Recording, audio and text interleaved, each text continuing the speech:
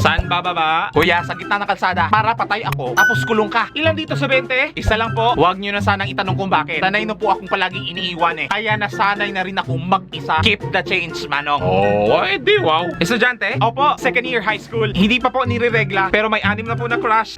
Saan galing? Nag-group study po, manong. Tapos alam nyo ba na andun din yung crush ko? Magdamag niya po akong tinuruan ng math. Tapos nung nag-exam kami kanina, 0 po yung nakuha ko eh. Saan po yung 20? Ano? Ano po? Kakaabot ko lang, nawala agad? Amazing! Saan po galing ang 20? Manong, huwag niyo po akong husgahan, please. Ang pera pong yan, eh hindi galing sa gobyerno. Estudyante? Opo, mechanical engineer. 2010 board passer po. Saan po bababa ang 20? Ay, naglalakad po yung 20. Ano daw? Ilan po dito sa 20? 2 po, manong. Isa pong manhid at isa pong nagmamahal ng palahim. Wala po tayong barya dito. Yan tayo, manong eh. Sobra-sobra na nga yung binigay. Pero parang kulang pa rin. Parang love. Saan galing?